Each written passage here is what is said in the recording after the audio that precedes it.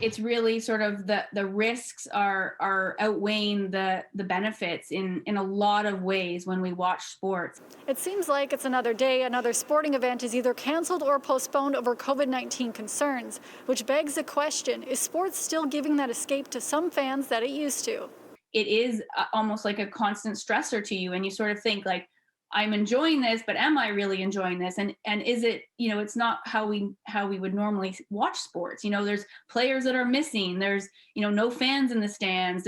The atmosphere is very, very different than what we're accustomed to. And so there's so many different things to get used to, I guess, in the context of sport, on top of, just obviously being aware that these athletes are putting themselves at risk. On Thursday, the NWHL announced that an entire team was withdrawing from competition because multiple members of the organization had tested positive for the virus. This also caused the league to postpone games for at least 2 days for additional testing. Most recently, the NHL postponed a game on Thursday between St. Louis and Vegas. Defenseman Alex Pietrangelo was added to the COVID-19 protocol list. That's in addition to the 19 other games that have been postponed since the season began.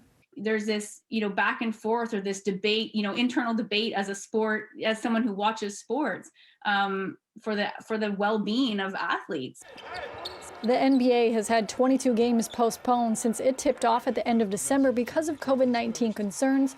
Multiple players have tested positive on different teams, including Minnesota Timberwolves' Karl Anthony Towns, who's still recovering and whose mom died from the virus last year. I've seen a lot of coffins in the last 7 months, but 8 months. But I have a lot of people who have in my family, my mom's family, who have gotten COVID, and I'm the one looking for answers still.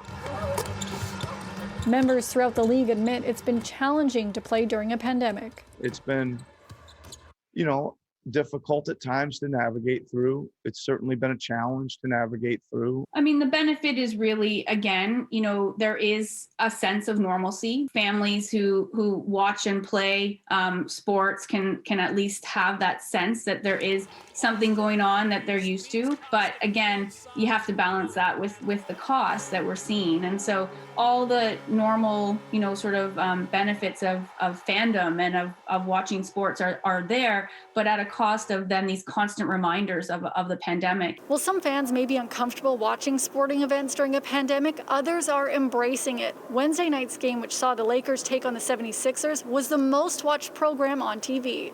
For City News, I'm Lindsay Dunn.